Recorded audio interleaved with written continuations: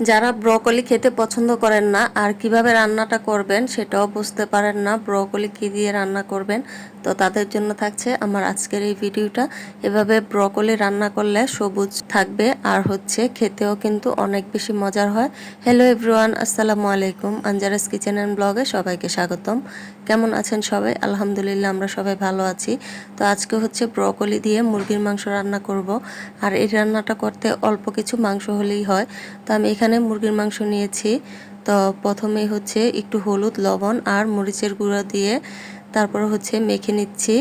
এখন মাংসগুলোকে আমি ভেজে নিব, আর ভেজে নিলে টেস্ট ভালো হবে। তো আপনারা চাইলে না ভেজেও রান্না করতে পারেন, সেটা আপনাদের একান্তই ব্যক্তিগত ব্যাপার। তো তার জন্য আমি প্রথমেই চিকেনগুলোকে ভেজে নিচ্ছি। আর ভেজে রান্না করলে আমার কাছে অনেক বেশি ভালো লাগে, তো তার জন্য ভেজে রান্না করছি। আর ব্রকলি আমার মেয়ে অনেক পছন্দ করে, আর আমার কাছেও খেতে অনেক ভালো লাগে। তো আমি চিকেন দিয়ে অনেকবারই রান্না করেছি, মানে আমার কাছে খুবই ভালো লাগে রান্নাটা। আর সাথে আলুও দিয়ে দিলাম 2টা। তারপরে আমি ব্রকলিগুলো একটু ফ্রাই করে নিব। আমি কিন্তু এখানে অল্প সামান্য তেলের ভিতরে ফ্রাই করে নিচ্ছি, একটু লবণ আর একটু সামান্য হলুদ দিয়ে। এতে করে ব্রকলির কালারটা সবুজ থাকবে এবং দেখতেও খুব সুন্দর লাগবে, খেতেও ভালো লাগবে। তো তারপরে আমি পেঁয়াজ কুচি দিয়ে দিলাম। পেঁয়াজটাকে একটু ভেজে নেব, আর সাথে এলাচ, দারচিনি, তেজপাতা মশলাগুলো দিয়ে দিলাম। এখন সবকিছু ভেজে নেব। এখন কিন্তু খুবই কম দামে ব্রকলি কিনতে পাওয়া যায়, তো খুব সহজেই কিন্তু আমরা এই রান্নাটা করতে পারি। তো এই তো ভাজা হয়ে গেছে। এখন আদা রসুন বাটা দিয়ে দিলাম, পরিমাণ মতো লবণ দিয়ে দিলাম।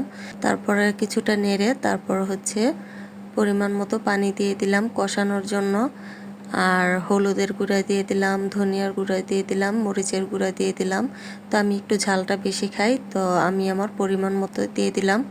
তো আজকের ভিডিওটি যদি আপনাদের ভালো লাগে, আমার পেজটি ফলো দিয়ে পাশেই থাকবেন। আর ইউটিউব থেকে দেখে থাকলে চ্যানেলটিকে সাবস্ক্রাইব করে দিবেন।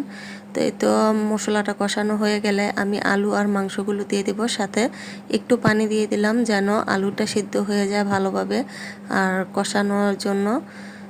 তো এই তো কষানোটাও হয়ে গেছে।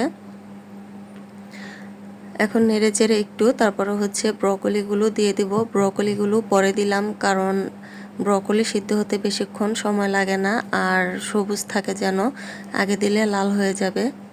তাই তাই তো কষানো হয়ে গেছে। এখন আমি পরিমাণ মতো পানি দিয়ে দিলাম, আর আমি এখানে 2 কাপ পানি দিয়ে দিলাম। তো পানিটাকে দিয়ে এখন আবার ঢেকে রান্না করব কিছুটা সময়, যেন ঝোলটা শুকিয়ে আসে। তো এই তো রান্নাটা হয়ে গেছে। তো আজকের ভিডিওটি কেমন লাগলো সেটা অবশ্যই আপনারা সুন্দর একটি কমেন্ট করে জানাবেন। তো আমি পরে জিরার গুঁড়া দিয়ে দিলাম। ভালো থাকবেন সবাই, আসসালামু আলাইকুম।